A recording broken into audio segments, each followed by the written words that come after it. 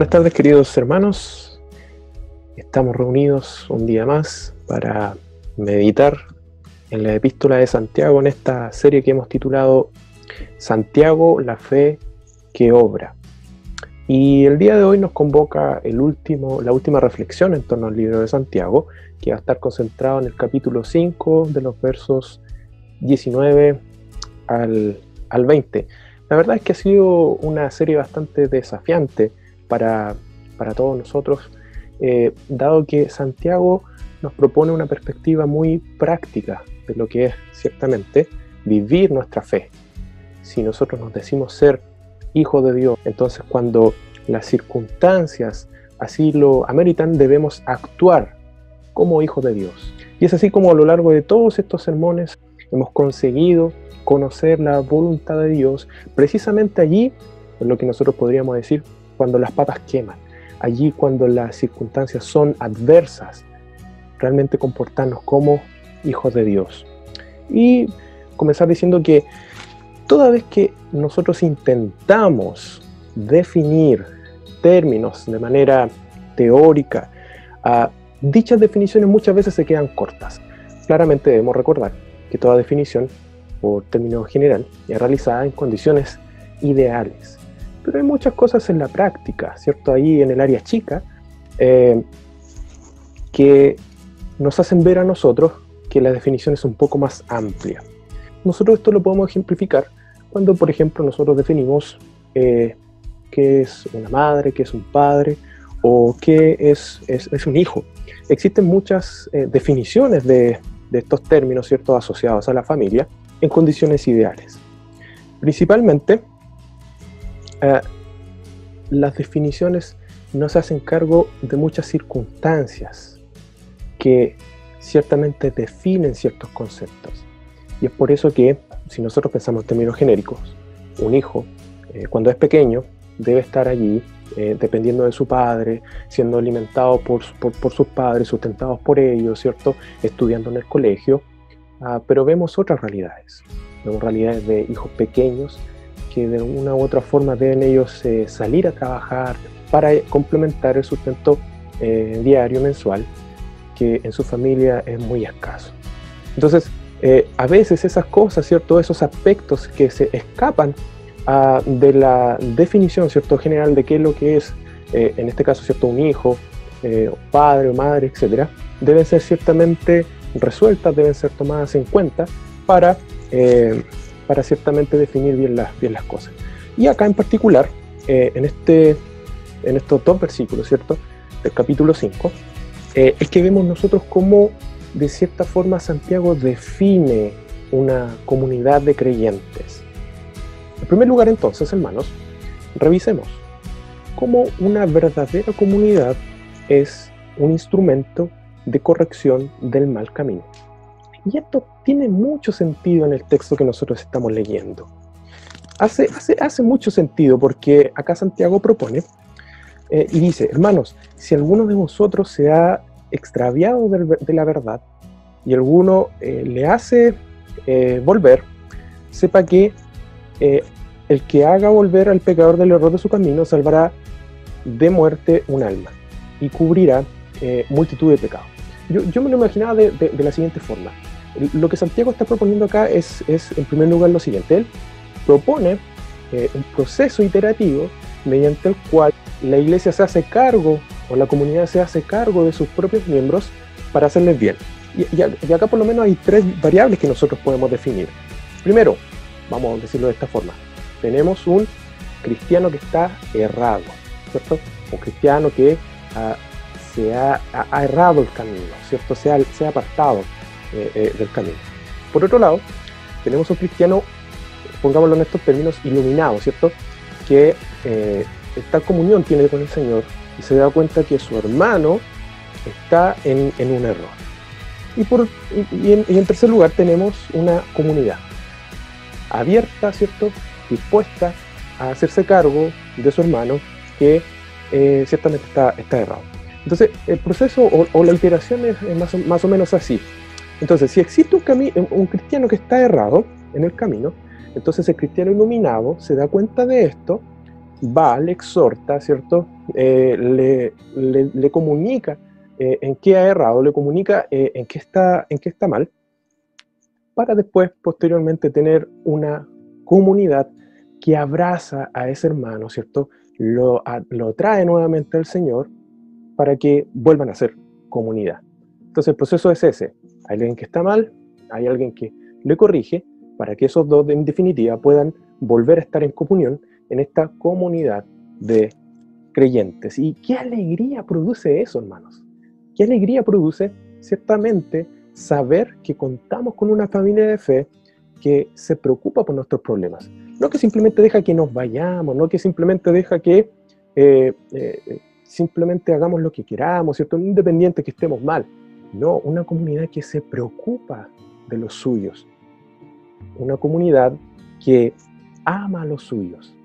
Una comunidad que quiere corregir en este contexto de amor, ¿cierto? Que nosotros ejemplificamos entre un padre y sus hijos. Hermanos, es esta la imagen que Santiago nos quiere proponer. Esto derechamente es totalmente contrario a lo que nos propone el mundo. Porque ¿qué nos propone el mundo? Nos propone vivir en una sociedad, ¿cierto?, que es altamente competitiva, que es agresiva, en donde el más grande se come al más chico, donde no existe eso de tender la mano, donde no existe, ¿cierto?, ese compañerismo que se preocupa del otro y le dice, tú estás mal, ven para acá. No sigas haciendo eso.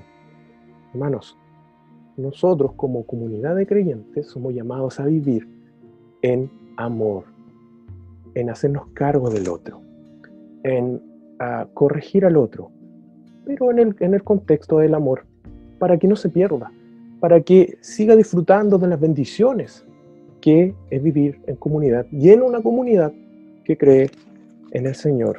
Entonces, muy bien calza acá el texto de Eclesiastés, capítulo 4, del verso 9 al 10, que dice, mejores son dos que uno, porque tienen mejor paga de su trabajo, porque si cayeren, el uno levantará a su compañero, pero ay del solo, que cuando cayere, no habrá segundo que le levante. Hermanos, vivamos en comunidad, hagámonos cargo de nuestros hermanos también, preguntemos cómo están, veamos qué están haciendo mal, no para enrostrar, no para condenar, sino para tomar su mano, para que ese hermano no caiga, sino para que juntos sigamos caminando este camino de fe que ha sido ciertamente trazado claramente la palabra y voluntad del Señor. Y en segundo lugar, hermanos, vemos que una comunidad verdadera, según lo que nos plantean estos textos, es un instrumento de la gracia de Dios. Y aquí muy rápidamente vamos a definir, hermanos, qué es lo que es la gracia. La gracia de Dios es la muestra del amor inmerecido de Dios manifestado en los hombres. Eso nosotros lo sabemos, ¿cierto? Esa definición teológica de la gracia la sabemos ciertamente. Pero ciertamente la gracia nosotros también la podemos asemejar al acto en el cual un bebé pequeño es puesto en la silla de bebé para ser alimentado por sus padres. ¿Qué ha hecho ese bebé para ser alimentado? No ha hecho nada más que, sin duda, llorar para manifestar su necesidad, pero no ha hecho ningún mérito, no ha trabajado para ganarse el alimento que está allí recibiendo de sus padres, no ha sudado, ¿cierto?, con su frente el esfuerzo que es para poder recibir ese alimento. Simplemente es alimentado por sus padres que con amor le miran su necesidad, ¿cierto?, y quieren satisfacerla. De esa forma, entonces, nosotros somos alcanzados por la gracia. Somos bebés que son alimentados por Dios sin hacer nada, sin merecerlo, de hecho. Sin merecerlo, porque muchas veces nos comportamos nosotros como esos bebés que botan la comida, ¿cierto? Porque a lo mejor no les gusta mucho. Pero esa es más o menos la imagen, hermanos. Ahora, fíjense bien, la silla aquí no está al azar. La sillita de bebé, ¿cierto?, donde he puesto el bebé para ser alimentado, no está al azar. Porque ¿para qué sirve? Bueno, esta silla sirve para colocar al bebé a una altura adecuada para que su padre o su madre, ¿cierto?, le den ahí la cucharadita de comida. Y precisamente, hermanos, es esa la misión de la iglesia. La misión de la iglesia, o la misión de la comunidad de creyentes, es ser esa silla que intenta, ¿cierto?, colocar al Hijo de Dios que se ha extraviado del camino, que ha obrado mal, para volver sus ojos al Señor, para colocarlo, ¿cierto?, para intentar nivelar esa falta de obediencia a Dios y suplir esa falta de obediencia, ¿cierto?, exhortándolo, haciéndolo volver, aconsejándolo, etcétera y etcétera. Hermanos, es hermoso esto.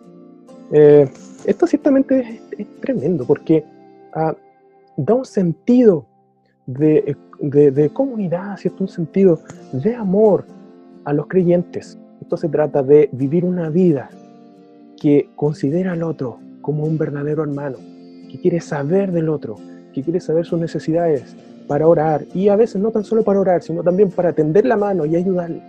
Es eso lo que nosotros debemos hacer, hermanos. El texto indica que la predicación y la exhortación mediante la palabra del Señor traerá como consecuencia, mediante la obra del Espíritu Santo, el volver al camino al hermano que ciertamente está en desobediencia. Miren lo que dice el verso 20. Dice: sepa que el que haga volver al pecador del error de su camino, salvará de muerte un alma y cubrirá multitud de pecados. Entonces, ¿notan la importancia, hermanos, de la misión que tiene la comunidad de fe para con sus hermanos? Se trata de algo de vida o muerte. De hecho, el texto lo pone en estos términos. Nos salvará de muerte un alma y cubrirá multitud de pecados. ¿Por qué? Porque mediante la exhortación y predicación llevaremos al otro a la palabra del Señor, llevaremos al otro a reconocer sus pecados, a pedir a Jesús por ellos. Y ciertamente de esta forma recibir salvación, recibir restauración mediante la obra del Espíritu Santo. Pablo le dice a los Gálatas: así que entonces hagamos bien a todos según tengamos oportunidad, y especialmente a los de la familia de la fe. Para terminar, amados hermanos, una pregunta. Dos preguntas, la verdad. Primero, ¿ya sabes de algún hermano que se encuentra en dificultad?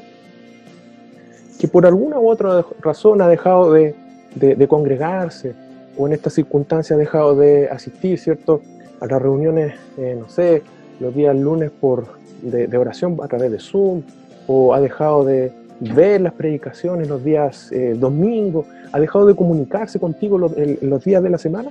¿Ya conoces a alguien que está en esa situación? Bueno, pues si es así, entonces toma tu teléfono, llama a tu hermano, indaga qué es lo que sucede en su vida y está tú presto a ayudarle. Sea un instrumento de bendición para su vida. Y en segundo lugar, te encuentras tú mismo en un proceso, en este instante, que a lo mejor te hace estar un poco apartado de la fe, te hace estar un poco apartado, ¿cierto?, de estas mismas actividades que hemos mencionado. Bueno, entonces este mensaje también es para ti, porque debes saber que debes acercarte a la familia de la fe, esa familia que te va a abrazar, te va a cobijar, se va a hacer cargo de ti, te va a enseñar, te va a instruir y te va a amar de esta forma. Así que, hermanos, no descuidemos, ¿cierto?, estos dos objetivos de una verdadera comunidad, estas dos marcas de una verdadera comunidad: ser instrumentos para corrección, para exhortación, para hacer volver a nuestros hermanos al camino de Dios. Por otro lado, ser instrumentos para bendición de Dios a través de nosotros mismos para la vida de nuestros hermanos. Hermanos, les invito a que reflexionemos en estas cosas y en este momento oremos al Señor. Padre, te doy muchas gracias en esta hora por esta bendición, Señor, de escuchar tu palabra una vez más.